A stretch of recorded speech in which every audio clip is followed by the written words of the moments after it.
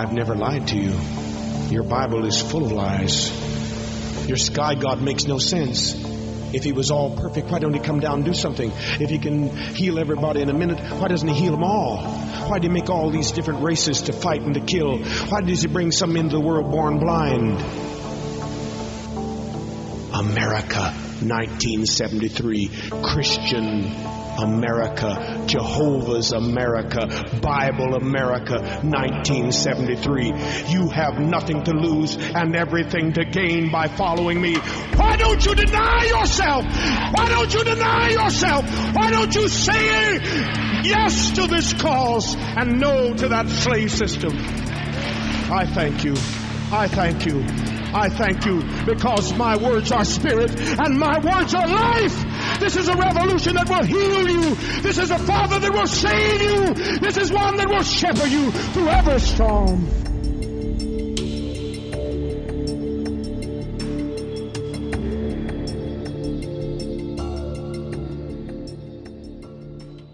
Introducing Promised Land, an in-depth look at Jim Jones and the People's Temple. Subscribe on Apple Podcasts, Spotify, Google Play, or wherever you get your podcasts.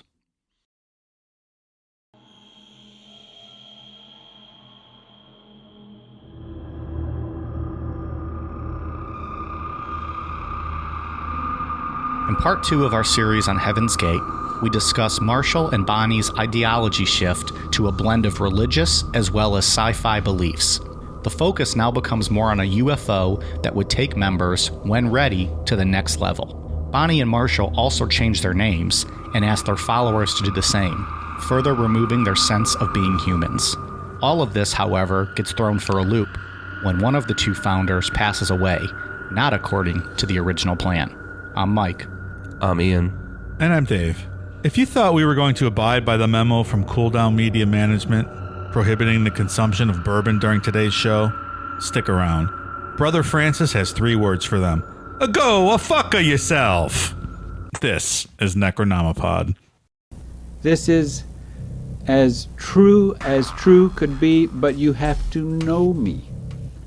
You have to trust me. You have to believe me. That's a difficult task, to trust me. You do not know me well enough to trust me. I understand that. These know me. You don't know me. But to you, we are a dangerous cult. We understand that. I'm so happy because my time is short here. If you come with us, your time is short here. This day, thou shalt be with me in paradise. When I say bow, you say peep. Bow. Peep. Bow. Peep. Oh, we're going to be on our best behavior this week. We went a little off the rails, Heaven's Gate Part 1. I don't remember at all, quite frankly, what we talked about. So, see, Dave, now imagine if we forced you to do a trivia show based on that episode. Welcome to my life. I see your point. Terrible. It's terrible. It's humiliating. Getting beat by our listeners who know so much more about our own episodes. I kept hearing about Brother Francis. I'm like, who's Brother Francis? So I threw him in the opener there. This is what happens when Dave and I have a couple of whiskeys before the show. That's right. And then I stop drinking whiskey and Dave keeps drinking whiskey during the show. Guilty. And I switched to champagne. The champagne of beers. So I believe, as predicted by me, much like I predicted Tom Brady to win this year's Super Bowl, God, Heaven's Gate is not going to be 2 parts. that's a shocker. Ian, what the hell happened? Yeah, I was writing them last night, and I'm like, yeah, no, this is gonna be 3 parts. I am completely shocked. Yeah. Can you imagine the first time we did this show, it was 1 part, like an hour-long episode? It's true. What the Yeah, fuck, that's Ian? nonsense. Well, at the same time, Dave and I weren't belligerent and interrupting Ian. We probably could have made that show, 2 parts, 3 hours, with all of our drunken comments and debauchery. Like, did we use our NPR voices back then? Like, oh, that's interesting, Ian. Marshall was an opera and a musician on Broadway. Interesting. fast forward 2 years later, we're talking about pizzas falling off of buildings and killing people. I legitimately do not recall that conversation one bit. I have no idea what you're talking about. When Ian texted us about that, and Dave and I both were like, what the fuck are you talking about, man? He's like, yeah, Dave was talking about pizza falling out of a building, and Mike, you said they didn't die from the impact. No recollection of that. Nope. Why the fuck are we Died talking from the about sauce getting in their eye? Why were we talking about pizza? Walking into traffic. That's great. Oh, God. My wife, however, did play for me the last sentence from the last show when you asked me if I had anything else, and I go, I'm a reserve judgment for a little later. I'm like, holy shit, was that me? What the fuck was I trying to say there? If we were like recording it or had it on video, we have to put closed captioning in or like the subtitles of what the hell Dave was saying. But it would just read like Don Vito from BAM. I was going to say, just like Don Vito. Judgment. Doing the 50 shots of peach schnapps. Is that what it was? This was the funniest clip, maybe in MTV history, is when he does those 50. Did you ever see that, Ian? Yeah. When he does those 50 shots and he's yelling and getting drunk and no one knows what the fuck he's saying. And then he pukes for an hour and a half in the parking lot. Projectile everywhere. I'm pretty sure it would take about 5 shots of peach schnapps to get me like that. If I could even stomach that. That's like when I did that row of, what was that, 6 Fireball right in a row. I was sitting right next to you and I was like, please don't do that. And you're like, get fucked, asshole. I'm doing this. We had been drinking all day and we're at a neighbor's house, and then they all, like, you, one of my other buddies, Brad, who listener of the show, shout out to Brad, and our buddy Jay, like, you guys all lined up 5 shots of Fireball, and you looked at me and I'm like, the fuck, I'm not doing this shit. First of all, Fireball sucks. Second of all, I'm drunk, and even I can admit this is idiotic. You guys sat there and ripped consecutively within a matter of like 8 seconds, 5 shots of Fireball each. Awful. I was gagging watching it. Awful. Was that the night, Ian, you tried walking home and slipped in the mud? No, but I did get lost that night. That was one of the nights I got lost. You literally shared a backyard with this guy, and you couldn't get home. It's happened multiple times. My favorite part of that is that night, it's like, I don't know, 12:30, and I just gotten home, and I sit down on the couch and I get a call from Ian. He shares a backyard with this guy, and we're in like a suburban development neighborhood, and Ian, I'm like, where are you? He's like, I don't know, I'm looking at a traffic light. And I was like, motherfucker, it's nothing but stop signs. Where are you? Traffic light. He missed his house by about 3/4 of a mile, and they share a backyard.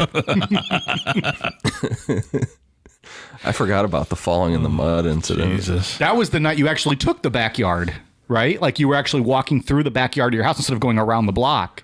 And you I was slipped. going to jump the fence and I fell in the mud.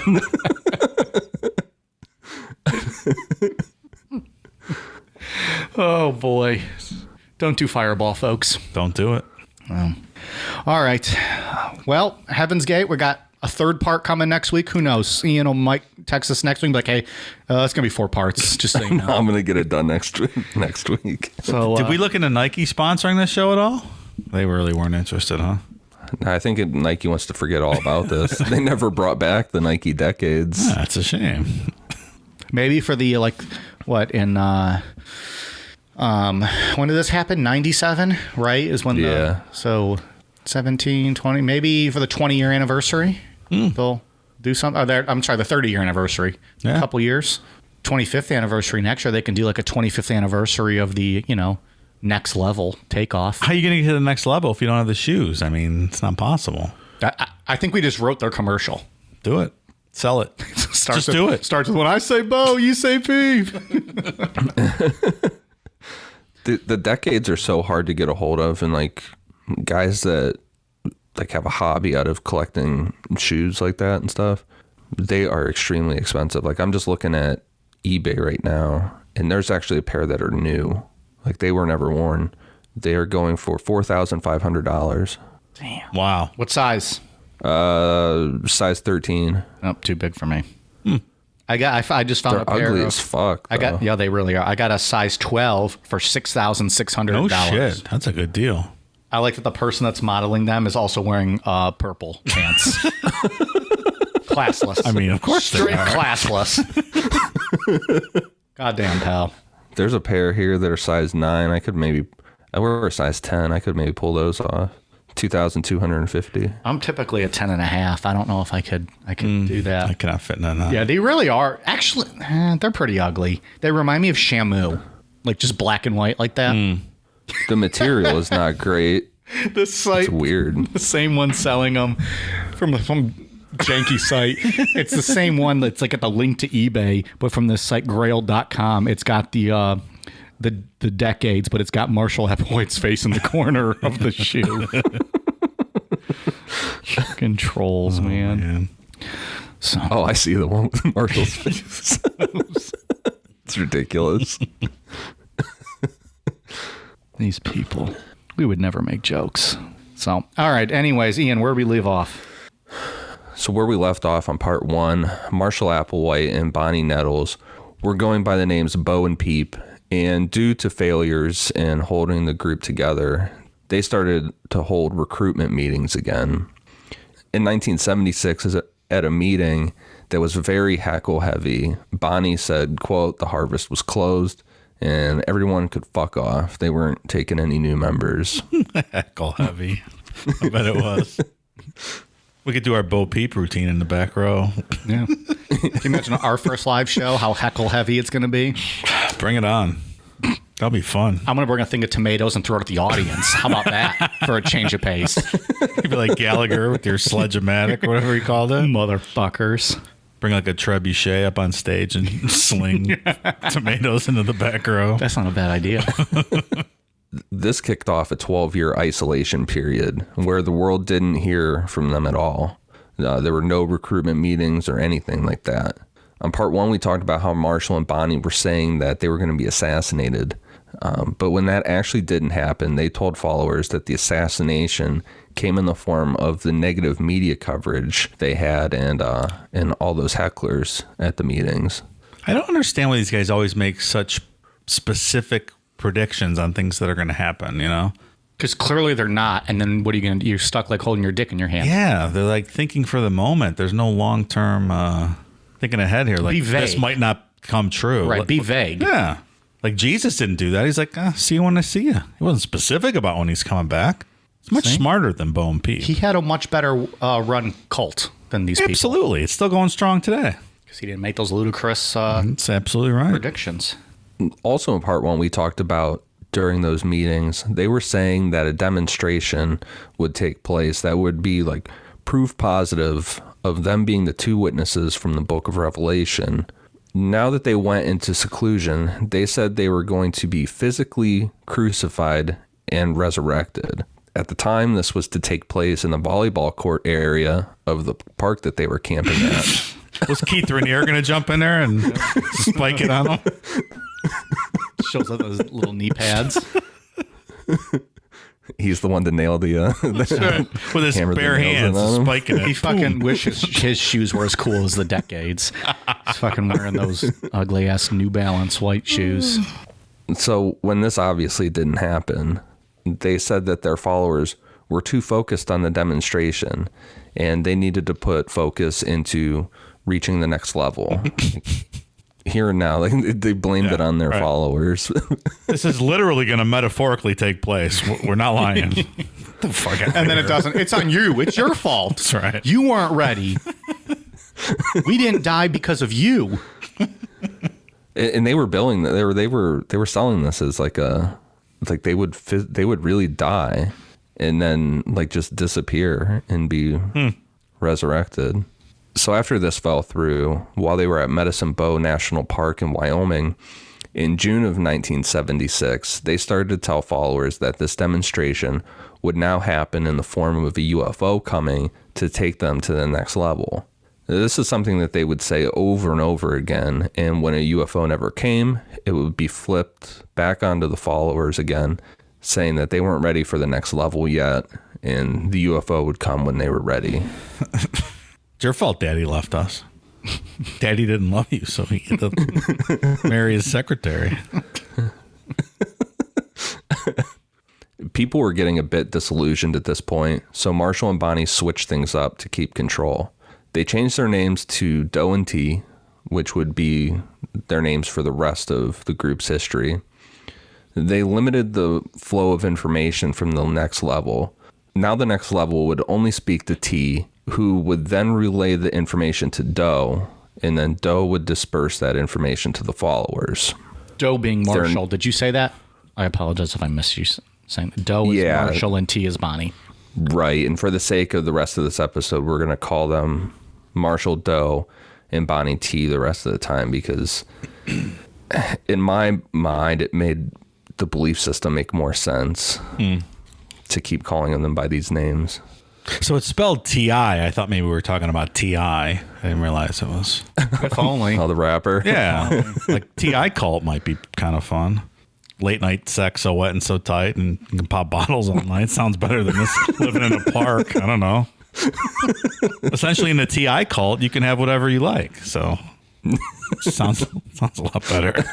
Would they be rivals to Kanye's cult and Jared Leto's cult that have apparently risen up? What do you mean? They both Ian's made it very clear that he's pretty confident Kanye has a cult, and then if you follow Jared Leto, he's pretty much a cult leader. Is that right? Point. People are like cult followers of Jared Leto. Well, and the way they're dressing, like, you haven't seen this stuff? No. Oh man, like I don't know what you're even talking about. Doesn't he have people living in seclusion and stuff with him? Kind of. I don't know. It's news to me. Are you breaking news here tonight? Okay, Blend Magazine has a whole article titled "Everything We Knew About Jared Leto's Cult," and then like no shit. What the fuck is that? Yeah, see, that's Jared Leto. Wow. Yeah, and I'll send you this. Hold on, I'll send you this photo. Where did I see him? I saw him on that Sunday morning show with Willie Geist interview him a couple weeks ago, and he was talking about being out. You cannot tell me that's a desert retreat or something, but they didn't really mention the cult aspect of it. No, he's straight up cult. Huh. It looks like a more attractive version of Children of God. Well, I sent you guys the article too. So you got T.I.'s cult, we got Jared Leto's cult, and we got Kanye and his little ugly gray sweats cult. I like T.I. I'm a big T.I. fan. The most I've ever heard of T.I. is just now when you were rapping his lyrics. My favorite T.I. line, he says, "Brain so good, could have sworn you went to college." The best. Damn. Brain so good, could have sworn you went to college. It's the best.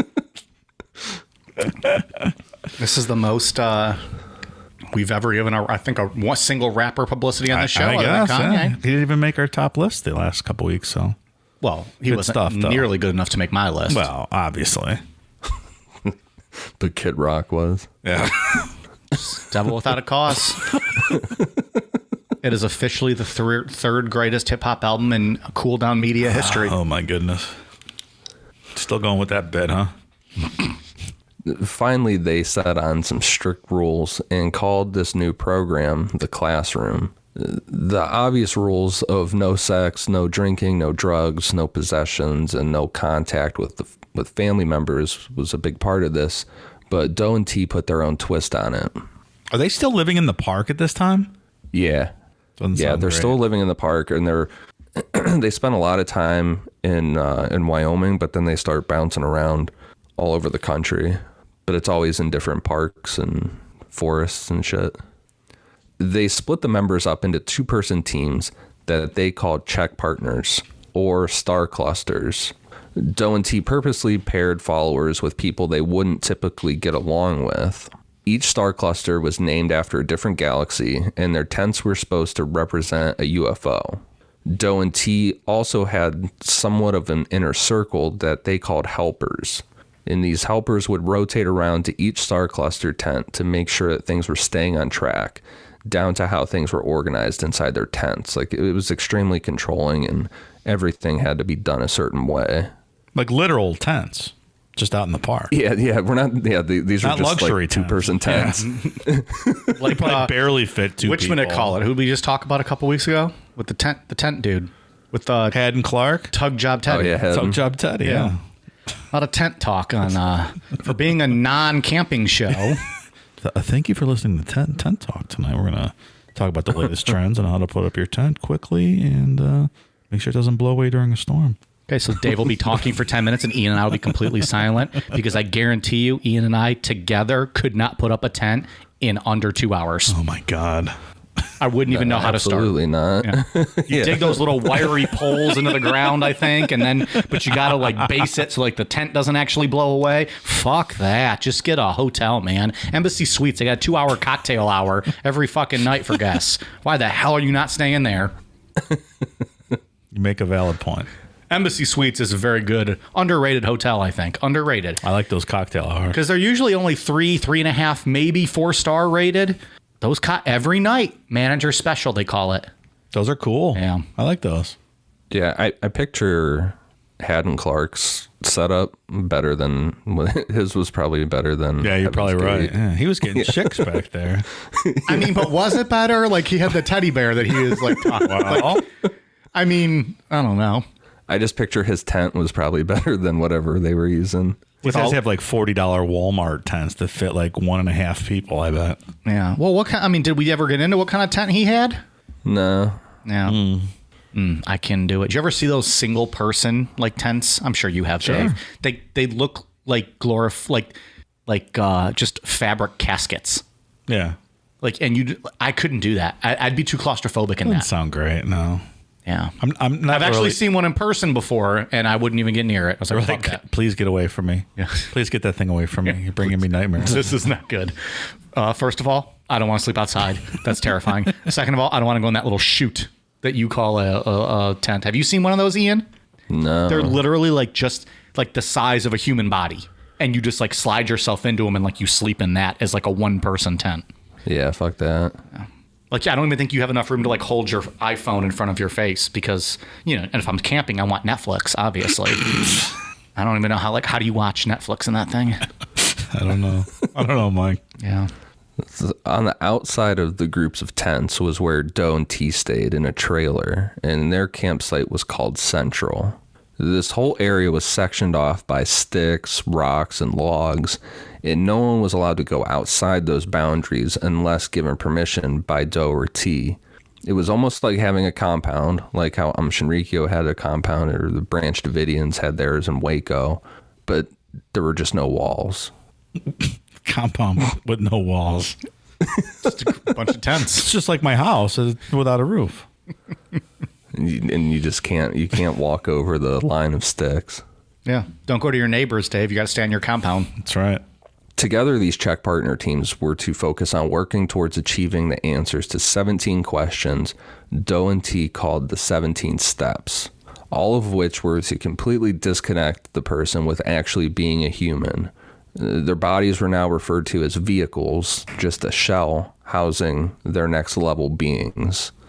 So getting into these questions, can you follow instructions without adding your own interpretation? No, I cannot. Can you deliver instructions as you receive them, or do they change according to your computer being your mind? Oh, clever. Well, if the instructions are wrong, then I update them as applicable, right? Dave is failing this test so bad. You're not doing good. Dave, you're not next level like Ian and I. All right.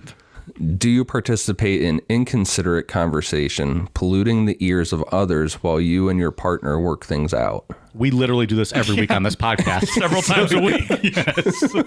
If you count bonus shows, it's like every day almost. Are we kicked out yet? Are you physically clumsy, breaking things because you handle them too harshly or carelessly? Yes. I think that could fall into where I slipped in the mud and pulled off a piece of wood off of that fence. I break shit all the time like that. I'm like, I didn't really touch it that hard. Why did it break? That's what she said. Do you halfway complete a task because of your poor standard of what is thorough? I'm going to answer no to this one finally. No, I don't do that. Yeah, I don't do that either. A job worth doing is worth doing right. That's what I always say. Look here, fat boy. If you can't do it right, then don't do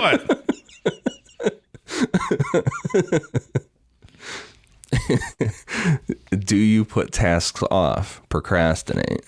Yes. Yeah, absolutely. I do that. I procrastinated on Bible Babble this month. Yeah, Ian, when was the last Promised Land released? As of right now, it's still not out. Says the one guy who doesn't have his own podcast. Throwing stones from a glass house. And Mike's standing at the keg over there. He's not speaking Just properly. yelling across He's yelling across the room. Because he filled up my glass with a third foam, so he's stuck over there. I'm telling you right now, there are some settings off on this thing. Yeah, the person pouring the fucking keg. Are your patterns of cleanliness, sensitivity, gentleness, etc. consistent, or are they good only when spotlighted? Well, that's quite a vague question. Yeah, I don't know about that one. Fuck off, Doe, with that bullshit. Do you use more of something than is adequate? For example, excessively high cooking flame, more toothpaste than necessary, etc. I like how cooking flame and toothpaste are what they say.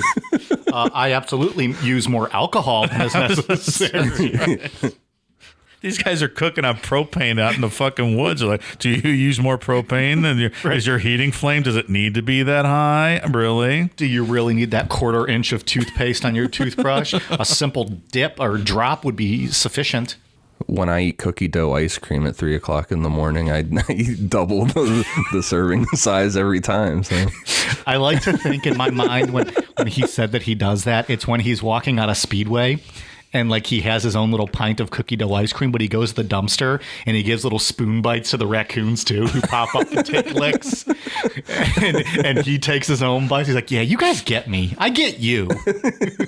And then he gets in his car and he goes home and, has a good trip to Speedway. It's like part cartoon, like in those Disney like live action ones where the raccoons are like cartoon behind him and he's all like talking to them. Yeah. like Roger the Rabbit. Right.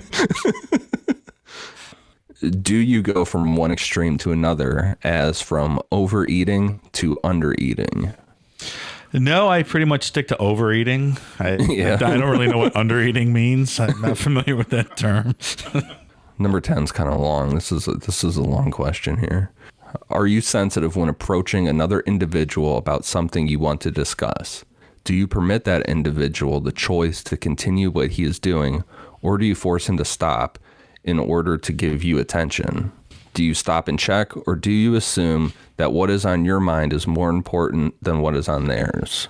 I don't know. I don't even know what that means. I don't know. It's just word soup. Do you needlessly ask a question when the answer is obvious, or a moment of silent observation would quickly reveal the answer? It's a good one. Is that like asking is that like saying what when you know damn well what somebody said? To give yourself a little more time to think about it. Because I do that constantly. What's this now? I do that all the time. Yeah, I think I do too. Or I just ask them to repeat the question. So I guess that's still asking a question though. Like I really have a hard time hearing you with your mask on. Could you repeat that? Yeah, I think I do this on all of the bonus show trivias ever to buy myself some time. Is that what you do? Hoping that like you guys get drunk enough to look away. We're going to disallow that in the next episode. No repeat questions? Nope. Oh, great. I'm going to say it one time and one time only. Because I've gotten too close to winning before? That has never happened, my friend. I think I've gotten one time in the history of that trivia show, I actually even had the lead, and it was after 2 questions, and that was it. I don't remember that. You've never been in the same zip code as a winner. At the end. Are you pushy, aggressive, interfering, or demanding in any way? Mike is. Honest to God, all the time. Looked at that question real quick and thought it said, are you a pussy, aggressive, interfering, or demanding in any way? And I was like, yes, yes, yes, and yes.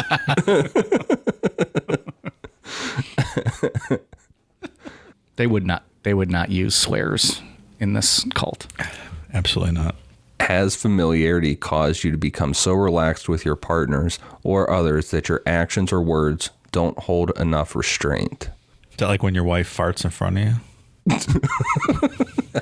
That's how I read that. Yeah. You know what? You're out. I don't allow that in my house. I don't know what you think you're doing. Women don't defecate. I like to view that poop shoot as having a completely different use case. We just call it turd cutter for fun. We know nothing actually comes out of there. Holes is holes. Are you gentle, simple, cautious, and thoughtfully restrained in your steps and all other physical actions or words? No. Honest to God, never in my life. No. Or any of that. Have you outgrown defensiveness and its flip side, martyrdom? Anyway. Yeah, I'm not sure what that one's all about. Can you understand and review in your mind all the ways in which members of the next level are sensitive? If you can, you have no excuse for not working on improving these areas at all times. It's really confusing. Yeah. Yeah. Can you understand and review in your mind all the ways in which members of the next level are sensitive? Do they? Okay. I'm like, how do they even understand what next level is? Because based on, dough and tea, they don't they're not next level, so they can't understand something like that. Fucking trick question. When your teachers have asked someone to do a task and it relates to you, do you treat that task and its deliverers with as much respect as you would if it came directly from your teachers? No. Secondhand news. Yeah, I agree with that. Not my prop, not my job. I'll be in the warehouse polishing my knob. Andy Bernard.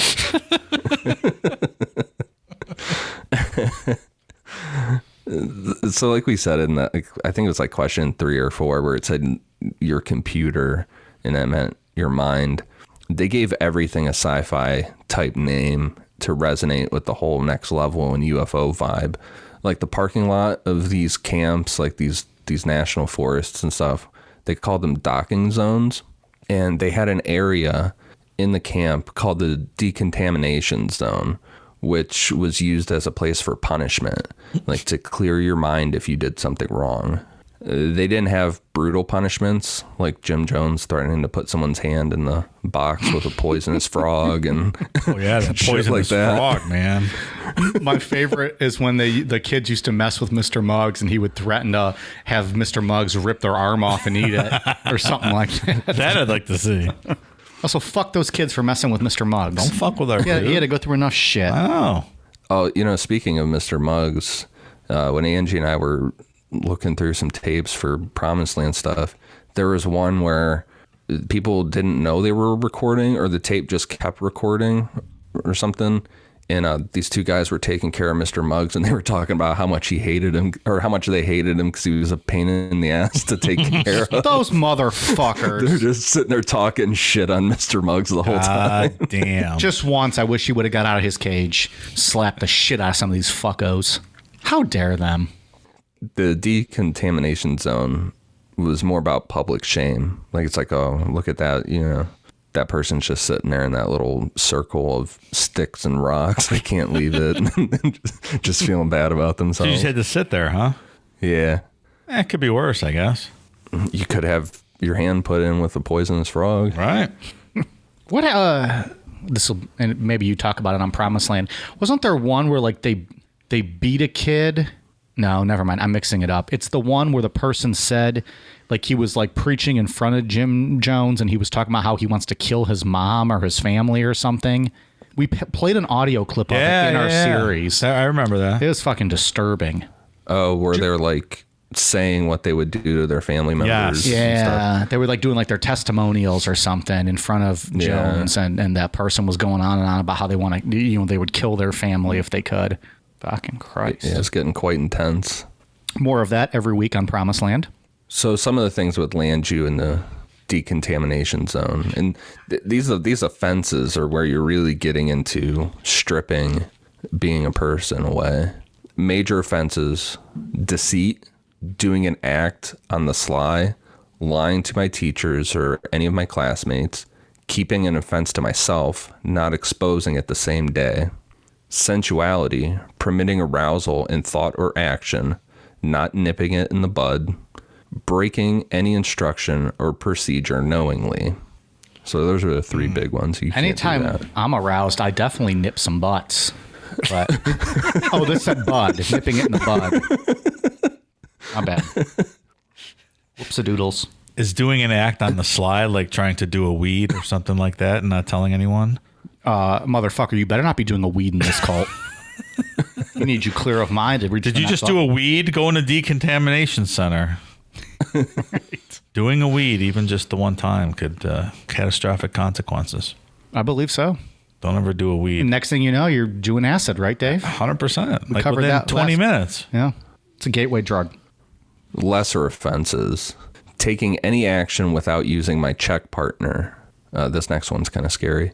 Trusting my own judgment or using my own mind. That's an offense in every religion, using your own mind. Can't do that. Twisting procedures for my own benefit. Responding defensively to my classmates or teachers. Criticizing or finding fault with my classmates or teachers. Allowing blatant or lingering negativity, accepting the position of I can't. Permitting physical or verbal abuse, outbursts, harsh words, sarcasm, swearing, anger, hurtful teasing, loss of temper towards classmates. Allowing jealousy towards any classmates or comparing myself to others.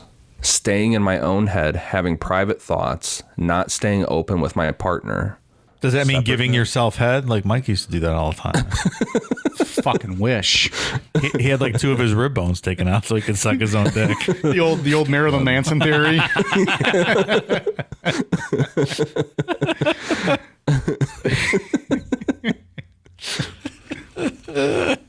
Putting myself first, wanting my own way, rebelliousness, selfishness. Entertaining inappropriate fears and worries. Example, am I going to be asked to leave the class? Will our rest or consuming be adequate for my needs? Rest being sleep, consuming meaning eating. That's our terminology. Inappropriately offering suggestions, second guessing, or jumping ahead of my teachers. Exaggerating vehicular symptoms. So, like, vehicle is your body, so faking sick or something. Oh, I thought that meant like a dead battery or broken alternator or something. Like, I forgot that we're dealing with the terms. Okay, I got it. Allowing anxiety, stress, tension, hyperness to affect my performance. Naturally, anyone can control that. Well, sure. Come on. I mean, I can, but I'm a master of my domain. That also, but I've never had to worry about that with, I'm knee deep in it, Dave. Come on. Understood. Picking or choosing certain tasks. This is another one that I found particularly alarming, I guess. Having likes or dislikes. How are these people not just like sitting staring at the wall? Yeah, right. With every rule, right. You can't do a goddamn thing. What do you do all day? You just listen and pretend not to have other, other thoughts. This one's a tough one to kind of figure out motives and stuff with this cult. Because they're also not going to punish you, though. Like they're not really. They're going to go in the little shame box for a while. I find this one to be different and hard to figure out. You mean because the leaders are impregnating everybody, Dave? Yeah, like there's no. I don't know. It's just completely different. The characteristics of the cults that we've discussed in the past just don't seem to apply in this scenario. I don't know what that word is. It's not, I don't think an English word, but I agree with you. I think you're right. It's very bizarre. Permitting laziness or slothfulness, procrastinating, having misplaced priorities or poor timing, permitting lack of control over emotions to the point that it interferes with my work or rest or is a distraction to others. Participating in extremes in sensitivity, either blatantly insensitive or overly sensitive to the point of hurt feelings, either hurting my feelings or the feelings of others. Desiring attention or approval, wanting to be seen as good. Using inadequate restraint, responding or acting too quickly, voice volume, noise level with feet, doors, or other objects. So don't walk around. Sit in your fucking circle and don't move, asshole.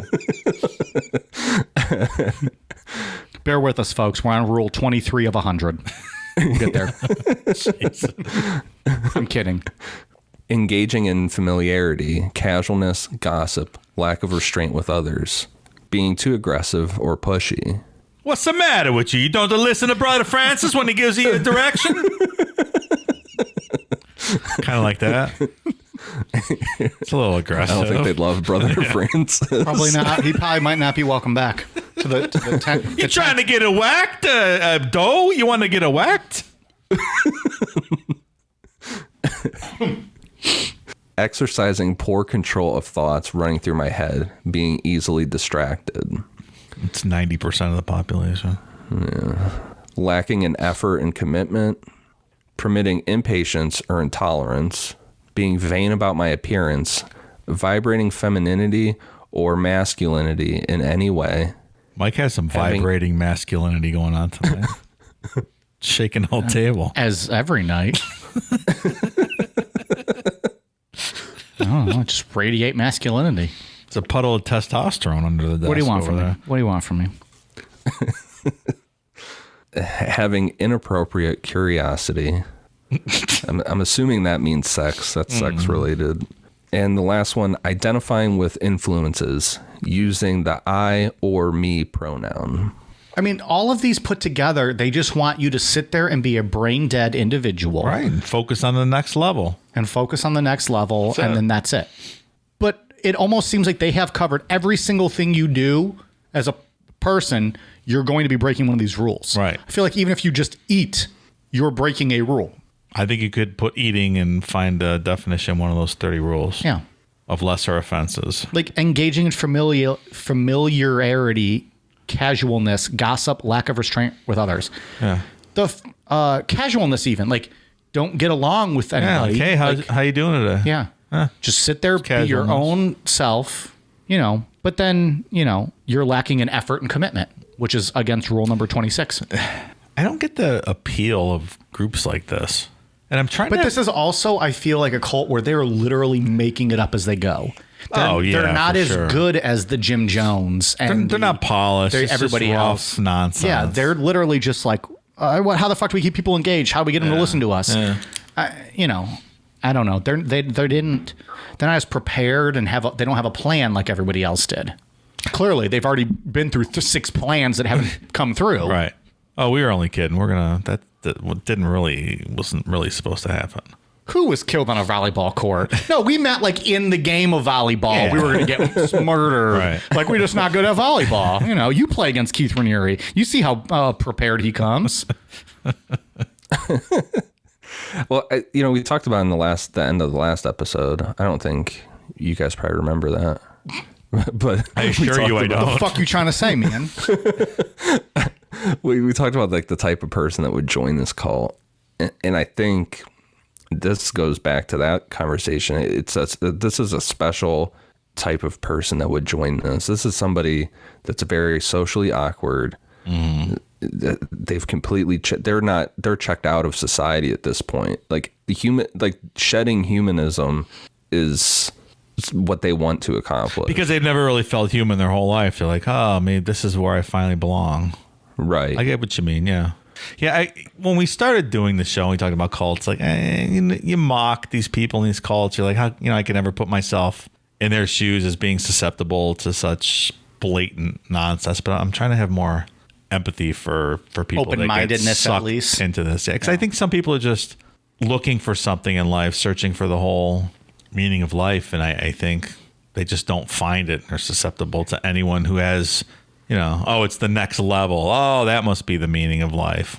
I agree. I'm more intrigued with, like, at what point do you say, okay, maybe like this is a little much, whether it be with, the Branch Davidians or with these guys or with Jonestown. Like, I think I get why people join cults, but I struggle with the aspect of, like, at what point do you stand up for yourself and say, hey, wait a minute, I'm kind of being taken advantage here. Yeah. But I guess, once you're involved with something for a long time, you're not necessarily brainwashed, but you start believing these people and, the David Koreshes and the Jim Jones and, they're the charismatic guys. And you get the feeling that you finally belong to something. This is where you were meant to be, and it's better than what you had before. So you let all those other little things go. Right. It's literally the exact thing that Ian has done to you and I in this cult. Like, he worked us into this thing, and now we're fucking here, and we're stuck. We feel safe, but he goddamn, he worked us into a chute. Well, it's like Rick Ross. It was either him or this other woman. I can't remember her name. She was on the newest Heaven's Gate documentary series that was on HBO. They said like no one that survived a cult or like got therapy after being in a cult, like no one has ever said, I wanted to join a cult, like I set out to join a cult. It's like 10 years later, you're like, you get out of here, you're like, oh shit, yeah, that was a cult. Yeah. So you just don't see it that way at the time. That's what a lot of those Nexium people said too. Like, after they've been in there 5, 6, 7, 8 years, they start thinking, am I in a cult? Yeah. Just hit you one day. To me, that's the most intriguing part is like, why do some people does that trigger for? Why does that not?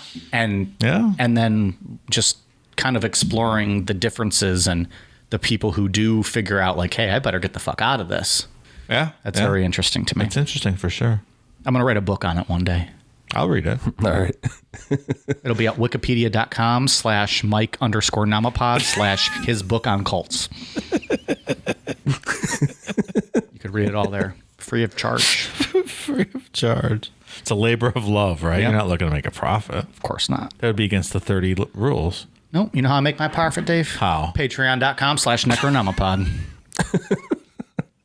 Some great bonus shows on that site. I've been there before.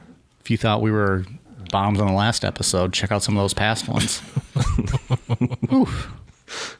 We'll be right back.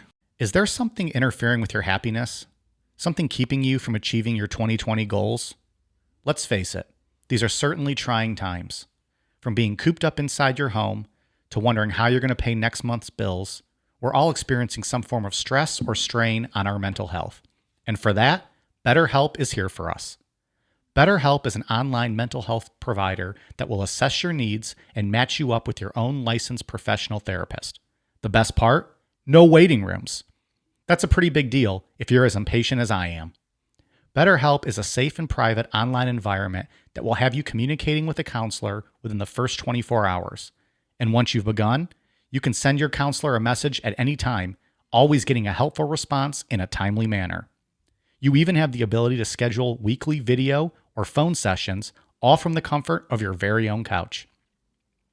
BetterHelp is available worldwide and has a broad range of expertise available, including licensed professional counselors who specialize in depression, stress, anxiety, relationships, sleeping, trauma, anger, family conflict, LGBT matters, grief, and self-esteem. In fact, so many people have been using BetterHelp that they're currently recruiting additional counselors in all 50 states. Not happy with your counselor? No worries. BetterHelp is committed to facilitating great therapeutic matches and makes it easy and free to change counselors if needed. Remember, everything you share with your BetterHelp counselor is completely confidential. And while it's not a crisis line, it is a convenient, professional, and affordable way to seek the help you deserve. Financial aid is even offered to those who qualify. Want to hear how BetterHelp assisted people just like you? Check out the testimonials posted daily on their site. Look, we here at Necronomipod want you to start living a happier life. So, as a listener, you'll get 10% off your first month by visiting betterhelp.com/necro. Join over 1 million people already taking charge of their mental health. Again, that's BetterHelp, betterhelp.com/necro. The next step in the Cult 101 handbook is usually changing someone's name. You've seen this a lot in past episodes. And here, Doe and T told followers sometime in 1977 to adopt 2-syllable names that ended in OD, so ODY, and had 3 consonants in the first syllable, such as Riccodi, so RKKODY, Jamodi, and Lavodi. Doe and T said that these names show that they were spiritual children of the next level. Really? Like ODY was like a last name kind of thing from, if I understand it correctly. Like it's a next level last name. Sounds like the old Cab Calloway song, no? Like the Odie, Odie, Odie, Odie. All that stuff. Hidey, hidey, hidey, hi. Odie, Odie, Odie, You're saying he was part of this cult? I think they ripped him off. Mike's name was PSY Odie. Pussy Odie. Pussy Odie. Pasodi. Pasodi. Coyote. It's only 2 syllables, right? Coyote. Could be That's already 3 syllables. Odie's 2 by itself. Come on. Don't question it. Come on, Doe. Wait, how to adopt 2-syllable names? Yeah. Please explain that. I don't understand, Doe. Well, explain those 30 rules we just went through. I mean, come on, pal. Changing of their names led to further expanding on no sexuality, and everyone was to have short hair and wear gender neutral clothing. You know, women weren't allowed to wear any makeup, anything like that, and everyone was to look as close to the same as possible. There's that video out there that I remember watching of them all in just, they all have very short hair, very, very androgynous, very short haircuts, and what are they wearing? Just like gray jumpers or something. Do you know what I'm talking about? This video? And Nike shoes, probably. Ian, do you remember that video? They're just being interviewed for something, or I think it was just their home videos from the cult. Yeah, you might have seen their like exit statements before they. Maybe that's like what I'm final thinking statements. of. Yeah, or they were sitting outside. Yeah, yeah, but yeah, everyone looked the same. And I think that goes back to saying like this attracted a certain type of person. I feel like these people, like we said, are very socially awkward, and probably a lot of people that got hurt in relationships or relationships didn't work out for them. Yeah. So the idea of no sexuality was really appealing, and like just shed all that shit. I have no use for it.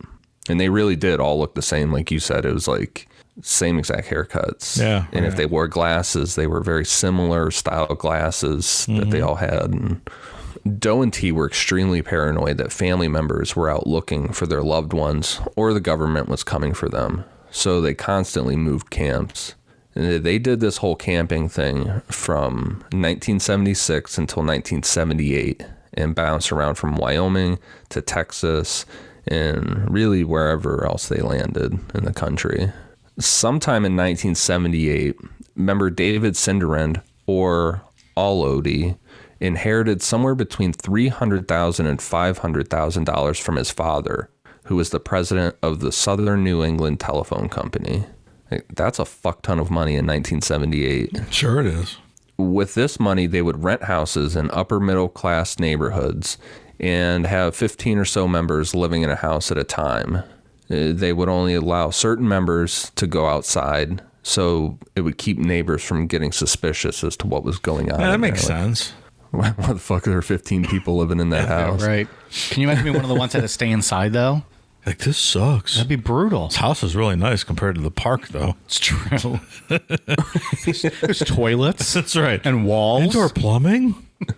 Love this cult. This is next level shit. And you don't have to rebuild it every night. Were they required to turn over that money directly to Doe and T.I.?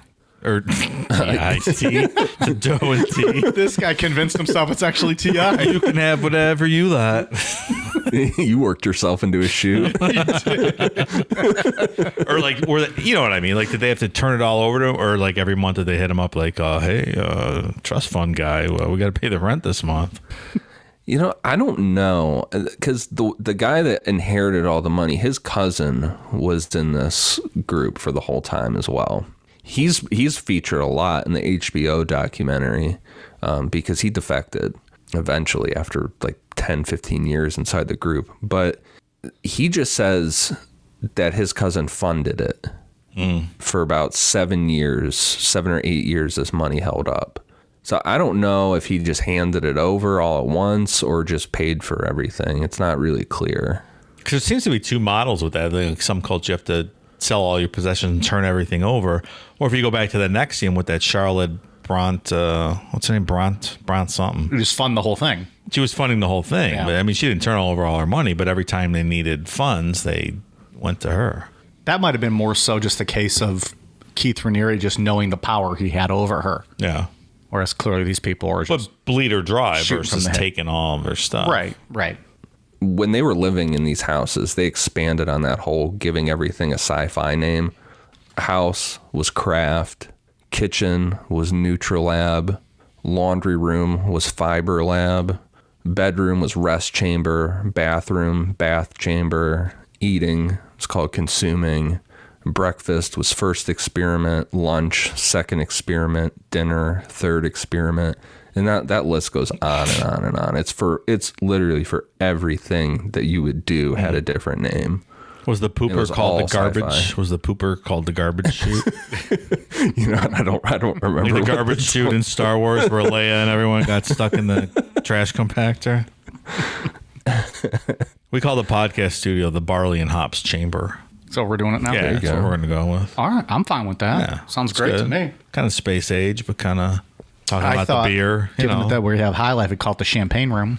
Oh, that's not bad. T.I. would like that probably. T.I. would like the Champagne Room. Yeah. There's no stripper poles. And then he'd get here and want Cristal, and we have fucking Miller. Hey, we're honkies. We'll give you Miller High Life.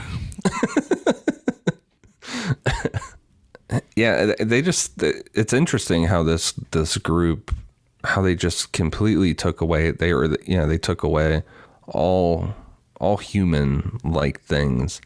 Like they ate food. They didn't starve their members like Shinrikyo. Oh, I always picture them eating like that oatmeal material from the Matrix that they squeezed out of the. I think I'm always asleep by that part. Like that's how you picture. I bet you are. Yeah. They would do these diets of like really, really bland food to where it would almost make it like eating wasn't enjoyable anymore. It was just something you had to do to fuel your vehicle. Yeah. So you could keep going, but there was no enjoyment in food anymore. It was just like this human task that unfortunately I have to do, but I'm not going to enjoy it. I just got to get through eating. I wish I could look at food like that. I wouldn't be so goddamn fat. You and me both, pal. I fucking love eating. I just see a fucking commercial for a new sandwich at fast food, and I'm like, well, I'm having that tomorrow. I'm just not going to not have that. Like, who the fuck just doesn't? Who doesn't give in to every impulse and craving they have? Like eating. That's me with sweets, man. Yeah. Eating is a utilitarian functionality. I don't want that fast food burger.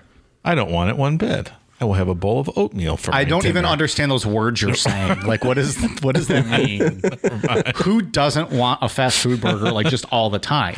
Like, I feel like even people who aren't us, who do have self-control, they always want that burger. They just are able to. They just have actual self-control and, dignity and respect for themselves, and they don't get it. I feel fast food commercials should be banned by law. I'm like, why are you targeting me like this? I really, it is. I don't need any fucking tacos today. Fuck off. It's a personal attack. It really is. Yeah. Man, I had a quesadilla burger today. It was so fucking good. Oh, goddamn. Every time I go to the gas station and I see some like new kind of candy, I'm like, well, I'm trying that. That looks good. Yeah. I don't get the candy. I don't really love. Well, candy. I get that. I get what you mean though. Yeah, the lack of control. Yeah, I'm not. But that's just I don't go crazy for the sweets. Just give me all that greasy shit that's going to take years off my life, destroying my heart. Or like last night when I woke up with, I always eat sweets really late at night. That's like my big craving. Like my daughter woke up with a bad dream last night and it took her a long time to get back to sleep. So I just sat out in the living room and ate 4 or 5 Reese cups, just hanging out at like 4:30 in the morning. Zero self-control. Do you get those big, the big, like the thick Reese cups or just the normal ones? Right now I have the Easter one, so it's the eggs. The eggs. Because now they have those Reese cups with the Reese Pieces inside of them. Oh yeah, those are real good. Sounds good. It sounds delicious, but it's like, Jesus Christ, stuff more unhealthy, sugary shit in other stuff. It's just like adding bacon and like roast beef to like your cheeseburger. Like, let's just see how stupid fucking people are and what they'll eat. Right. Also, why do you have fucking Easter candy already? You buy it real early because then you eat it all in 2 weeks and you're like, oh, I got to go buy more Easter candy. I've been buying Easter candy since it hit the store. In all fairness, Dave, those Reese eggs, they hit different. They're so good. I've also gone through like 10 or 12 packs of Peeps since they started selling. Oh, God. I don't do Easter Peeps. Candy. I don't do Peeps. I love Peeps. My mom does stale Peeps. Loves them. She'll eat them the next year. She saves them for the next year and then eats them. Oh, goddamn. Hey, I don't know, man. She loves them. I don't know. I don't know how anyone could eat any of them when they're fresh. I don't love it. Is it marshmallow or is it just its own new substance? I guess it's marshmallow. Is it? Yeah. Well, it's not good. Pass. My daughter wanted some yellow bunny ones a couple weeks ago, and I went to the store and they had some new colors. They had they had a green one and something else. So I'm like, you know what? I'm just gonna buy a pack of every color. That's so weird. I came home with bunnies of every color. Just sat there and housed them. Jesus, we are the fucking slobbiest human beings. I know. So interestingly, and something I didn't know about Heaven's Gate, was one of my favorite people in the world of UFOs, Jacques Vallée, had a book come out in 1979 called Messengers of Deception. And he warned about Doe and T in that book. I've never read this book, so I was looking at the the description of what it was about. It's your dude. What do you mean you've never read it? I've never read it. I have not read all of his books. It was like warning of, with the rise of UFO sightings and the UFO phenomena, of these groups that were popping up that could turn into cults with the way that they were acting. He had a lot of information figured out about them all the way back in 1979. He wrote, quote, "In November, it was discovered that two people who claimed to be the leaders of that outer space organization were in fact quite ordinary humans. M.H. Applewhite, 43, born in Spur, Texas, a musician and opera singer, the son of a Presbyterian minister, and Bonnie Nettles, aged 48, a nurse who met him in Houston in the early 70s while he was recovering from a mental breakdown. They had first created meditation centers. Then about 1973, they began recruiting for him." That was that human individual metamorphosis. "They found many people to listen to them. At the Stanford meeting, which I attended, they made half a dozen new converts. Later, however, they began losing members. The people who left their group would go home for several weeks and simply stare at walls." I bet. So Jacques Vallée went to one of their meetings, to that Stanford meeting. That's wild. Yeah, I thought that was interesting. What if he was just in the middle of doing research for the book? He might have been, because from the way that book sounds, is like, he sat in on a lot of these different groups that were claiming different things about UFOs, and it was warning. Like some of the groups, it sounded like were like contactee groups, like, I don't know, like not self-help, but like support groups for people that were abducted by aliens or something like that. Right. And that there was like this religious or authoritarian aspect to these groups, and he was warning about a bunch of them. Good for him. Shortly after they moved from camping to houses, a woman named Nancy Brown, who was the mother of David Moore, aka Devotee, created a group called A Family Network. Nancy, being concerned for her son, she devoted all her time to tracking down the whereabouts of the group and any information she could find. She would then send out a newsletter with details to any other concerned family members that were a part of her network.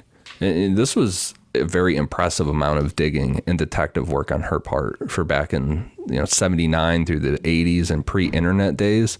She had letters go out with the fact that the group had dwindled down to 25 to 30 members, detailed ideas on where they could be in the country based on, I'm guessing, records of them renting houses or something like that. Like she was tracking down like county records or something. Yeah, how do you even do research back in those days? Can you even imagine? I can't even imagine. I can't even remember. And I was alive back then. I can't remember what it was like back then. But like, I also think like if this was like your kid, you might find a way. You do this. Sure. You're gonna have sleepless nights. You're gonna go all out. You're gonna do what you can. Good for this woman. Good on her. But just imagine what the actions you have to take to locate data and whatever. I mean, you can't just like Google and then you can't do anything, right? Pay that little. You have to have like a map in your fucking car when you go somewhere. Right. It was terrible. I remember those days, Dave. I'm not that young. I used to MapQuest. Well, I would have MapQuest and have a map. All right. But have to MapQuest directions and like print them out. I remember those days before GPS. That was back when you had to like buy the GPS device for your car. That's right. You stick to your That's window. Right. And now it's like, who the fuck has, you have like your phone. And they didn't work half the time. Yeah. I remember I was down on the Bourbon Trail one time with a couple of friends, and we had one. I think it was a Garmin, I want to say, in the car. I had a Garmin. And it was, I think we were trying to get to the Maker's Mark distillery, and it dropped us in a weed field somewhere in Kentucky. So you smoked a weed. We did not smoke a weed because there were some good old boys with shotguns walking around on this back road wherever the fuck the Garmin took us. And so it was not the distillery. It's not that the Garmins didn't work. They were just shitty with like their service. Like if you're in remote areas, they didn't get great service. Right. They worked fine if you were in, more of a metropolis. And if you're out in the country, it would drop you different places where you did not want to be. In all fairness, in this day and age, the iPhone sometimes is going to fucking crap out on you. They give you some bad directions sometimes. When it's like searching. Like, motherfucker, I need to turn left or right. Tell me where I'm going. Right. Fucking technology. Who needs it? We all do, but I'm just saying. It's crazy too. Like you read some of that, some of Nancy Brown's letters, and she had very detailed stuff. Like they were living in San Antonio for a period of time, and she had like a good roundabout time of how long they stayed there and when they left and stuff. Like she really put all of her time and energy into trying to figure out where they were and getting a hold of her son. Good for her. So and this just fueled paranoia for Doe and T. But in a further show of evidence that T was the leader and Doe was just her first follower, she didn't truly cut off her family like Doe and the other members were required to do. This whole time, she was writing letters to her daughter Terry once a month, and she wasn't staying in character of T. Like we talked about last week, based on the belief system, when T stepped into Bonnie's body, Bonnie then left to go inhabit the body of a newborn baby to keep on existing in this other life. She was sending these letters as Bonnie with no mention of the group or being T. She just wanted to keep in touch with her daughter. Yeah, like Bonnie's not in that body anymore. She shouldn't even know who the fuck that kid is, right? Exactly. Yeah. It's bullshit. I suspect she might be lying. I'm starting to think that they're making this up like as they go. I can't explain it. What's going on here? Somewhere between 1979 and 1983, T had been diagnosed with cancer in her eye, and her eye was removed in 1983. Doe and T never said a word about any of this to the group and just acted like nothing happened, even though at one point T came back with clearly a fake eye. God damn, pal. It's not that funny. It's weird not to acknowledge it to your cult when you're looking at a glass eye. I mean, is none of this weird when you're just like telling them to follow these rules? Like technically they shouldn't even be questioning you. They shouldn't even be looking you, I don't think. That's very true. They should be in their 2-man, 1.5 person tent. Can you also imagine a cancer in the eye? Like, do you lose sight immediately? Is it just pain? Isn't that what Sammy Davis Jr. has? I don't know. He lost his eye? I don't know. And then all of a sudden they're like, oh yeah, you got cancer in your eye. We got to fucking cut it out. Ouch. That's when Archie Bunker, when Sammy Davis, do you remember All in the Family? I remember, I don't know all the episodes, one of the best, but I know the show. When Sammy Davis Jr. came over to his house and Archie kept telling Edith, like, don't pay attention to his glass eye. Oh my God. And then God. Archie goes, do you take cream or sugar in your eye? Oh my gosh. Classic Archie Bunker. Different times back Different then. times, Mike. Different times. Not necessarily better times, just different times. Well, I can't speak to that. I wasn't alive. So, of course. It's not clear if removing her eye was successful in getting rid of the cancer or if she knew something was still wrong and chose to ignore it. But in early June 1985, T went into Parkland Memorial Hospital in Dallas, Texas, under the alias Shelley West, and was informed that the cancer had either never gone away or came back, but had now spread and was in her liver. Not long after this diagnosis, she died on June 19th, 1985, still going under the alias Shelley West while at the hospital. Like, she died under the name Shelley West, which is very odd. I don't. Yeah. That was really an interesting little detail, and I can't figure out why she was using that name. It seems like that the diagnosis and the death, it came on pretty quick. Do you think, or is there any evidence pointing to the fact that they had time to, I guess, plan for the future of this organization? Like, did she give him, she was clearly the leader and he was not. Like, did she give him any instructions on how to carry forward, or was she kind of just running a scam and he believed it? And she's like, dude, I fucking made all this up. Fuck off. You know what I mean? Yeah. Like, I wonder what the scenario was there. Yeah, I don't know what her end game really was, because she wasn't taking in all this money, really. She wasn't having sex with everybody. Like, I don't see the end game for her. The purpose or the end game.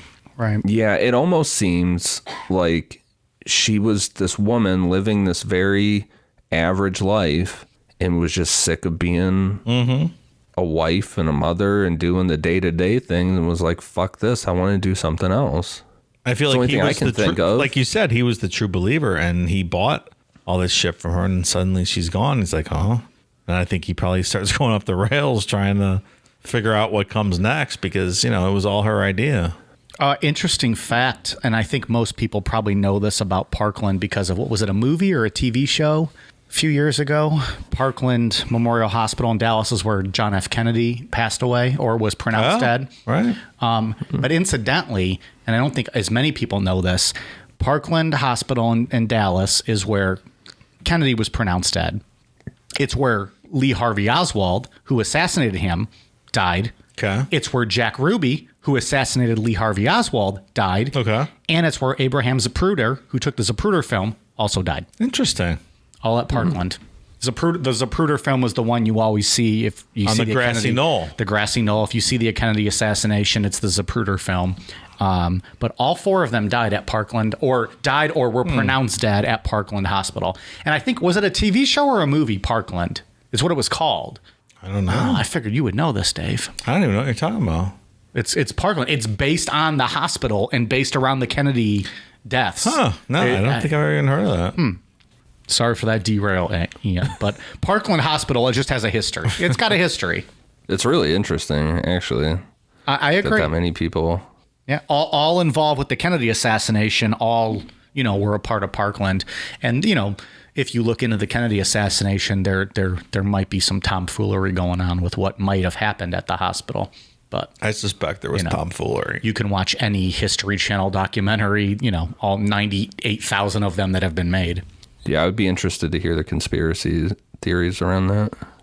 So Terry Nettles didn't find out about her mother's death for about 9 months after she died, when 2 members of the group showed up at her house to inform her. Terry then tried reaching out to Doe, who she knew as Herf. And, her mother kept her in the dark on almost all of the cult stuff. She just knew that these two were that her mother considered Marshall her like a spiritual best friend, spiritual partner or something. Yeah. And she just knew him as Herf. But she wasn't hearing anything back. Then randomly she got an audio cassette in the mail, which possibly gives more evidence towards Doe being the true believer and not the leader. It said, quote, "Terry, this is Doe. I'm a bit embarrassed and awkward about the fact that I didn't contact you when T left her vehicle or died, or however you want to look at it. I was so torn between trying to comply with her wishes. I guess in honesty, I was so awkward, I might have been chicken and not just taken it into my hands and talked to you. This task and her mission for the kingdom of heaven was everything to her. She felt that this was the only consistent way to even end her part of the task. I think if you think about that, you can understand it, and certainly don't grieve in thinking that she didn't want you to know because of a lack of love for you or anything, because that certainly wasn't true. I'm going to pray for your release from this suffering. The suffering has been very great for me, and I want you to know that I love you, and I wish I could do more for you." Okay, again, their souls should have been in some newborn somewhere, so he should not have known who this person was either. Correct. But quit poking holes in this, Dave. It's a beautiful story. It's a love story. What I thought was interesting about this quote from him, or this tape, is that He doesn't call himself Marshall or Herf.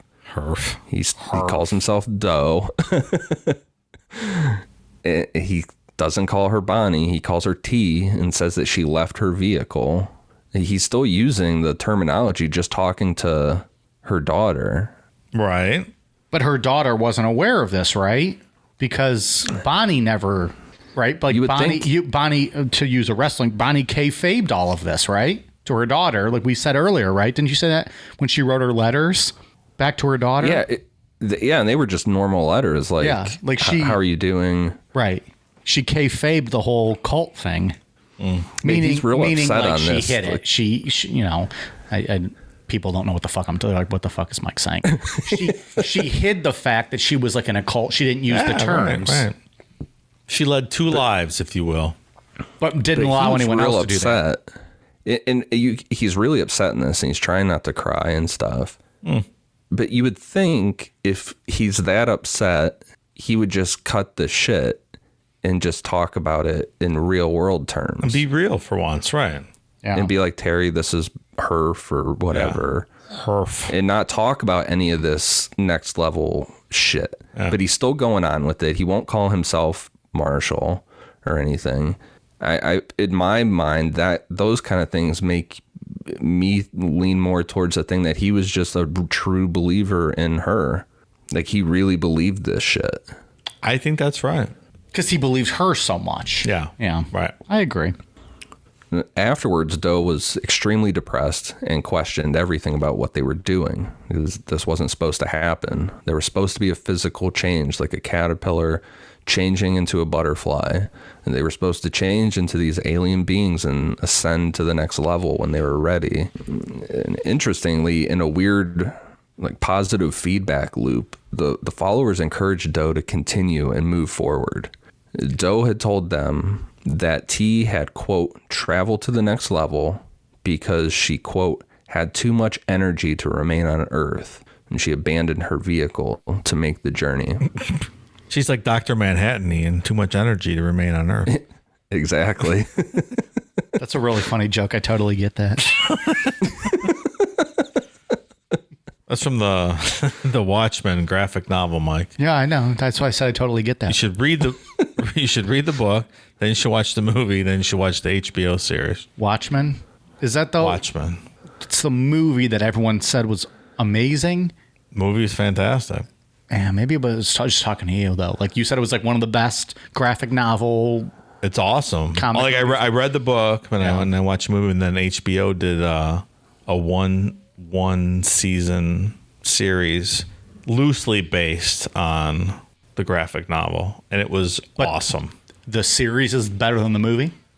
Boy, it's close. They're both great. The series was probably the best just 1 year of TV I've ever seen. Maybe that's what I've single season okay. that I've Maybe ever that's seen. what I remember you saying. So then in October 1985, Doe allowed members to travel home to see their families. This was intended to show families that they were there of their own free will, and they were to tell their family members that they were studying computers at a monastery. Which I don't really get that. You're like, oh, I'm taking Windows 95 courses. What year are we in here? 85. I'm taking, I don't know, something that the brothers are teaching. Brother Francis, I'm a computer engineer. Ow! Taking my class. Don't hit the Windows button. No, what's wrong with you? You're getting the pasta sauce all over your buttons. Ow, come on. Tina gotta come in and clean this shit up. So, Mike, I don't know if you know this. Ronald DeFeo died this week. I've been told by you, and I've seen a lot of social media posts. He was the character that spawned your the shit on the bull character way two years ago, whenever that was. When we did, was that Amityville Horror? Amityville Horror. What it was?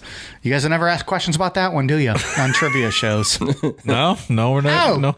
the shit in the bowl. There he goes. I don't remember what else I said, but there's shit everywhere. Ow, shit in the bowl. Well, the context was he was arrested for, killing his whole family. And then he was telling the cops, like, what slobs his brothers were. That's right. How I remember shitty they that. left the bathroom. Yeah, the only part I remember is like something like my brothers is a couple of pigs. Right. My brother's a couple pigs. I eat a chicken parm. I go to take a shit, and it's all over the fucking toilet. Ow! What am I supposed to do? Gotta get the shotgun out, obviously. Goddamn. R.I.P. R.I.P. So these trips were short, and when they left, the members didn't tell their family members where they were going, and only one person decided to defect and not return to the group. That Nancy Brown woman, before she passed away, not too long ago, but she did an interview for another podcast a couple years ago that was doing something on Heaven's Gate. It was really sad to listen to her because her son, she spent so much time trying to track them down, and then her son just randomly popped back in for a couple of days and then left again. And he was one of the ones that would end up in the mass suicide at the end. But yeah, it was just really sad listening to her talk. Like, she's like, I thought I had him back, and then he took off again. And they managed to get her on a podcast. Dave, how's Casey Anthony going? She's not returning my calls, Mike. Oh, man. All right, Not sure what to do. We'll just keep emailing a 30-year-old website and keep getting responses from them then. When they got back, Doe presented them with an odd question. He said, if you had $100, what would you spend it on? This threw everyone off because they had been practicing to want nothing to do with personal items for like 10 years at this point. The answer to this question was a $100 gold wedding band. Doe held a ceremony in which he married each member of the group, and this was pretty much a loyalty test. Does this mean like he personally married each member, or he officiated each member getting married? No, he sat in a chair and they each walked up and he put the ring on their fingers, like one at a time. And from people that defected after this, their accounts of this was like he's going off the rails. He was like in tears the whole time. Like he's really not all there. This is what Bonnie happens. Nettles dying threw him off big time. This is what happens when like a follower becomes the new leader. Yeah. Right? Because Bonnie's dead and she was the one running the show. Exactly. Doe then expanded on T's departure from her vehicle. He stayed with the concept that her vehicle had broken down and needed to go back to the next level. But he explained that the only reason he was still here and the members were here was because they had more to learn, including him. Doe said that T communicated to him from the next level, guiding him in these teachings. He also now referred to her as my father or my older member, like really putting the emphasis on T being God and Doe being Jesus. And he goes in like off the rails level of that she still communicates to him, like in the exit videos, and some of the other like when he does like any videotape teachings going forward, he had a chair next to him, an empty chair for her at all times. It's a little weird. Yeah. Well, it'd be weirder watching that, like with the video and like the empty chair, or listening to the speakers in Jonestown of Jim Jones just coked out of his fucking mind, just pontificating for hours and hours and hours. That was weird. More of that on Promised Land. Yeah, that Jonestown stuff's terrifying over the loudspeaker. Yeah. Oof. Also, my wife calls my penis my older member, and I don't like it. That's funny because when Ian and I are talking about our show to other people, we refer to you as our older member.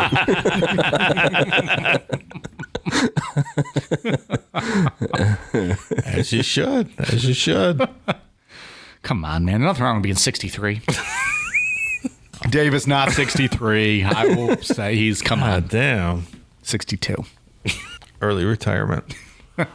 Doe began to put stricter rules on the followers, teaching that they needed his guidance the same way that he needed guidance from T in the next level. This pretty much guaranteed that there was no possibility of the group continuing if Doe were to die. A relationship with Doe was now the only way to get to the next level.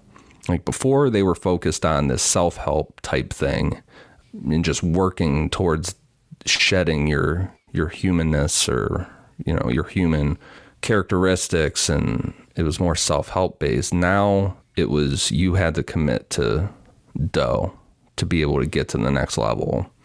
He kept some aspects of that whole metaphysical self-help stuff, but it really shifted towards the Bible, with the Bible being taken as completely literal. Like, everything in the Bible was matter of fact. It's just everything was aliens, and people didn't have the terminology to say it was aliens. I'll be honest, I think the Bible would be way better if it was all aliens. That's way cooler. Maybe it is, Dave. That's how I'm going to read it now. Maybe you were educated on it wrong. Maybe I was. Coming soon to Bible Babble. The Alien Bible, fact or fiction. Maybe that's, you turn your summer edition of Bible Babble, you know, June, July, August, into like the alien edition of the Bible. Really? I mean, I'm doing work for, like, I'm giving you work, because now you'd have to make that happen. But I'm just like, what if you just interpreted the Bible, different passages, as if it was aliens? It's not a bad idea. Abraham was going to cut off his son's alien dick, sacrifice his son, his alien son, for the overlord alien above. Makes it more interesting. Moses came down with, you know, the 10 Commandments that were lasered into stone by the mothership. I see where you're going with this. Just, I mean, if Total conversion. it kind of makes it a little cooler if all of it was just I alien-esque. agree. I'm going to look into that. Doe also changed his view of ascension. Previously, it was taught that the group would physically ascend from Earth, and that death caused reincarnation. But T's death left behind a physical body that wasn't changed, so it forced Doe to say that the ascension could be spiritual. Doe landed on that her spirit had traveled to a spaceship and received a new body, and that his followers and he would do the same. He said that Jesus, aka Doe, who was an alien, came to Earth, was killed, and rose from the dead before being transported onto a spaceship. Jesus, aka Doe, was a gateway to heaven, but had found humanity wasn't ready to ascend when he first came to Earth. But now he was back in Marshall Applewhite's body to prepare people to move to heaven, aka the next level, with the guidance of T, aka God. What a tangled web you weave, Ian, because very, very complicated. And I'm not sure we're ever going to get to heaven based on those instructions. Nope.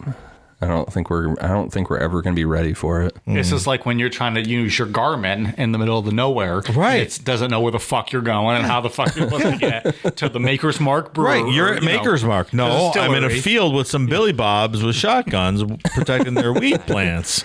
That's a derogatory statement towards NASCAR fans, Dave. I don't appreciate that. So after ironing out the changes to the belief system and gaining more control over his followers, in 1988, Doe decided to break the 12-year isolation they had been living in and mailed out the 88 update. And that is where we will pick back up on part 3. The 88 update. Have you ever read that, Mike? Yeah! See you next week. No, I have not read the 88 update. I've not there. At the time, Dave, I couldn't even read. That's true. I was learning, but I couldn't read. Were you, though? Well, I learned to read 2 years ago, so I was trying from then until now. It's quite long. It's like, I was flipping through it last night. It's like 17 pages. Well, they had 12. They had 12 years. They had 12 years to make up for, right? Like, given the updates. He gives some interesting. We'll go over it next week, but he gives some interesting recommendations at the end of it, like recommended reading for people, and it's all like really good UFO books that I would recommend to people. God damn! You could have had a book club with M.H. Applewhite. Yeah. So we just figure out that Ian would have been a part of Heaven's Gate. I think we said that last week. Probably did. So fuck Jonestown. He would have been part of Heaven's Gate. Yeah. He's like, aliens? Without I'm a in. doubt. I'm going next level. Sign me up. My only issue is when they would start telling me that I can't eat Peeps or Reese cups at 4 a.m. And You might have had some issues. You know who can eat those at 4 in the morning? Doe and T, because they're the cult leaders. They do whatever they want. Well, until you die of eye cancer, then you're not eating anything anymore. Yeah. I don't even know if Doe was doing that stuff. I think he was. That's true. He probably believed fully all that. committed. Yeah, that's true. Yeah. That's true. He probably believed all this shit and was following it to a T. Boom. I see what you did there. Boom. All right. Well, that was part 2. We thought we were going to end in, this week. And, Nobody thought that, Mike. Well, no. You didn't think that, and I didn't think I'm pretty that. sure I'm the one who called it from the beginning and said that, Ian, this was going to be 3 parts at least. So I will start with Ian. You got anything else left for part 2? No. Dave, you want to give another sloppy sentence about how you rule? Well, like I said last week, I'll save judgment for next week. Yeah, I agree. Oh boy, we got a lot of patron shout outs. Thank you very much to Julian Pacheco, Navy Nate, Aaron M, Kathy Shirley, Sue Chandler, Felicia Tucker, Zach Stovall, Meg, Mike Valentine, Michael Murphy, Adam Scotia, apologies Adam, Sarah Strupp, A.V. Demorat, Carrie, Rachel Ware, Crystal Swarmer, Jacob, Cameron Ramondell, Andy Chesser, James Barrett, Lottie Bell Murdoch, Amy, Caitlin, Benjamin C. Gentile, Brandon Stewart, Lee Mosteller, Grand Wapiti, Luke, Skylar Edgarding, Chase Kalufetti, Bo, Tyler Kemp, Sarah Farmer, Risa Brothers, Sierra Hutton, Ashley Tyler, Andrea, Kathleen, Phoebe Broad, Micah, Bridget, Larissa Gadsby, Pig Venus, Madeline O'Shaughnessy, Samuel Parsons III, JJ, Dana Ashley, Bev Rule, and Amanda Hamilton. Thank you all so much. We are at patreon.com/Necronomipod. We appreciate all of your support. It really means a lot to us. Thank you so much. Good looking bunch of patrons, Mike. I agree. Yeah. The best looking bunch of patrons. Absolutely. I'd put ours against anybody's. Ian, what do you got? Before I get to iTunes, I have a shout out to Sunday Austin. She sent us this really awesome framed artwork. It's of our podcast artwork, like what's on iTunes, but it's all these little little cubes of, like, I don't know if they're plastic or what they are, but it's pretty impressive. It's got to be like 1,000 little cubes. Wow, that's cool. Say. Damn. So thank you for that. Really cool. And then for iTunes, I have one for Bad Mama Trucker, The Will Wright, Megan B 27, Al Rohana, Captain Morgan NC, and D Wright 1212. Thank you guys for the awesome reviews. Thank you very much. Dave, what do you got? We have one entry this week in the bad review corner. Uh-oh. Mike, Ian, this one's titled Cut the Sophomoric Chatter. This comes to us from Green Owl. Found this pod today and really wanted to listen to the Heaven's Gate episode. 20 minutes in, I hardly knew anything of the story due to the host's frequent lapses into some really cringeworthy attempts to be humorous. Really awful. 1 star. We are nothing if we're not cringe. Very cringeworthy, sure. We've been called that many a time. What makes us lovable, right? I think so. That might not have been the greatest episode to start out with, maybe. If you were looking to not get that type of humor. Yeah. You make a valid point, Ian. And if you don't want humor, might I suggest NPR? They offer great content, very serious, very dry. You can learn a lot of stuff. Yeah. And the hosts speak clearly and directly into the microphone. They don't say words that don't exist. They don't laugh like a bunch of hyenas. They just speak truth and tell you good stories. And you just don't have a lot of fun. And you just sit here like this all day and you listen to the words and you're like, this is really boring. I don't know why I'm still listening to the words. Well, in all fairness, I do enjoy some NPR, but I know what I'm getting when I listen to it. When I'm not trying to listen to F. Mary Kills when I'm listening to NPR. Right you are, Mike. I suspect that this person did not appreciate Brother Francis. What's the matter with you, Green Owl? Brother Francis tells you to go fuck yourself. Green Owl. What is that, Green Owl? Fuck you, Green Owl. So let it be written, so let it be done. Brother Francis. All right, what else? We are on Twitter, Facebook, Instagram, YouTube at Necronomipod. Amazon.com, search Necronomipod. I think I got them all, right? You got a new shirt up there for sale, Mike? That motherfucker. So we were having a conversation. I wonder how many people stick around like through our outro to like actually hear like some of this shit. Because, you know, those of you that are still sticking around, unless they're watching their fucking... All of you motherfuckers, you better stick around, Brother Francis says. Here's the thing. They're watching their fucking shot clock, and they see there's like 10 minutes left in this episode. So, I don't know. Somehow today we were talking about trying to get some T-shirts sold, and Ian was coming up. Obviously, he's always coming up with some good, sweet logos. And Dave was working on some, but said it was very difficult for him to draw people. The best he could do was stick figures. And I was like, well, motherfucker, I can't even draw stick figures. And I literally took 10 seconds to draw a stick figure and write Necronomipod, and I sent them a picture. And then the next thing you know, they sent it to Amazon, and it's available for purchase. Literally, it took me 10 seconds. But in all fairness, I that is the best you're going to get from me. That is my artwork. Mike, as we sit here right now, I believe you sold well over 10 of those shirts already. People love it. I spent hours creating a Necronomipod St. Patrick's Day shirt, and like 2 people bought it. Your nonsense already sold 500% more than my St. Patrick's Day shirt. In all fairness, we haven't even officially announced my shirts for sale. But first of all, motherfuckers, go buy Dave's St. Patrick's Day shirt. It's still pretty damn cool. It's a badass shirt. And now it'll be a collector's item because it's for 2020. I'm pulling it off the market tomorrow. I think we might as well keep it. We got like 198 slots over there on Amazon.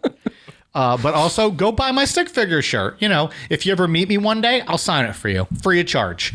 Or I'll put on lipstick and I'll kiss it for you. You know, whatever you want. Whatever you want. That's fantastic. You know, whatever you bring your girlfriend with it, and now motorboat her boobies in the shirt. Whatever you want. Whatever you want. With lipstick on? Is that what you mean? I would do that as well. For sure. I would do that as well. Look, I was literally trying to prove a point to the guys that I can't draw, and I did my best in 10 seconds, and the next thing you know, we've sold 10 shirts. And I've gotten a few. I got a submission for people want to draw their own shit now. of L. Ron, a stick figure L. Ron Hubbard. Maybe that's what we do next: is have listeners submit, and then we'll pick the worst one to make a shirt. Ian, who sent that? Missy Jean 58 on Instagram. Is fucking fantastic. I was laughing my ass off. Yeah.